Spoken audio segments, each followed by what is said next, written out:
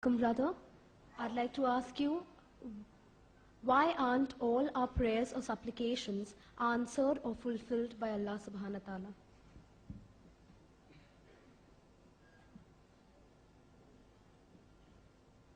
The sister posed the question that why are all our prayers not answered by Allah subhanahu wa ta'ala?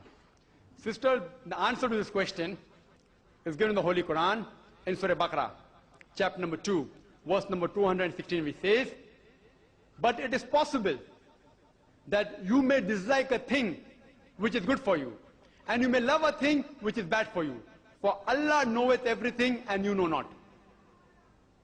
Allah says in the Holy Quran, it's possible that you may dislike a thing which is good for you, and you may love a thing which is bad for you.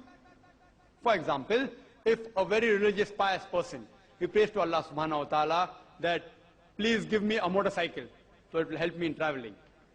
And his prayer is not answered. People will say, what a pious person, religious person, why is his prayer not being answered?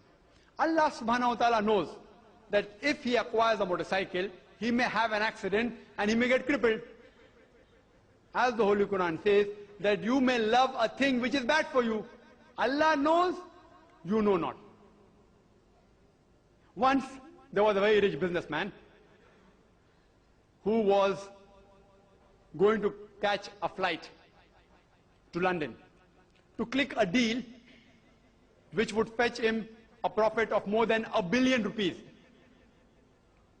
When he's traveling towards the airport, unfortunately, there is an unusual traffic jam on the road, and he's unable to reach the airport on time. By the time he reaches the airport, the flight has already taken off. He misses the flight. He says in a very sorrowful tone, this is the worst thing that has happened to me in my life. While going back home, on the radio in the car, he hears the latest news that the flight which you are supposed to catch, which was going to London, it crashed. And all the passengers in that flight, they died. So the businessman says, this is the best thing that happened to me in my life. A few moments ago, he was cursing the traffic jam. Because of the traffic jam, he lost billions of rupees. A few moments later on, he thanks the traffic jam because it saved his life.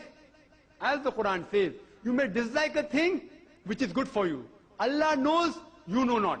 Allah knows that the life of the businessman was much more precious than the billions of rupees he was about to earn. Therefore, if you analyze that whatever you ask Allah subhanahu wa ta'ala, many a times He does not fulfill your prayers. He does not answer your prayers. And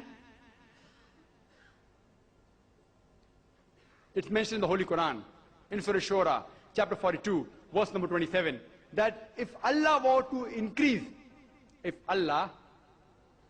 increase, the provisions of His servants, they would surely transgress all bonds on the earth.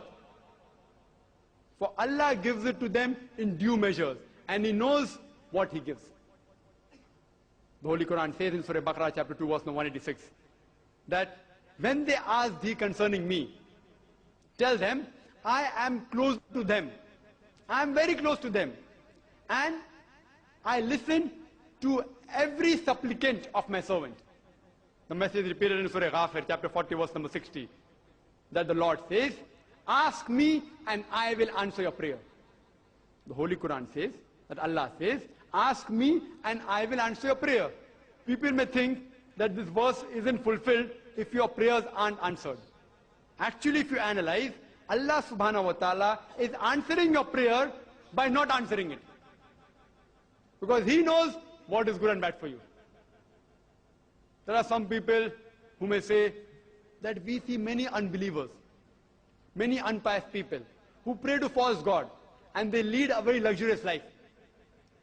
These unbelievers, they pray to false God for money and they get wealth.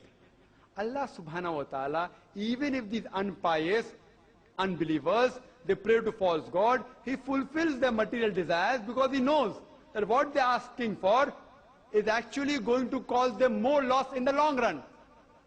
in the hereafter is going to cause nothing but loss.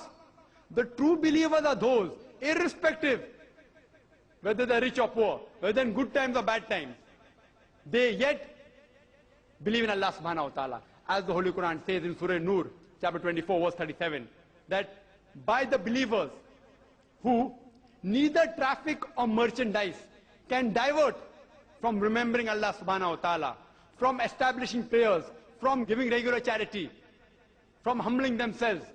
For these people only fear that day on which hearts and eyes will be transformed.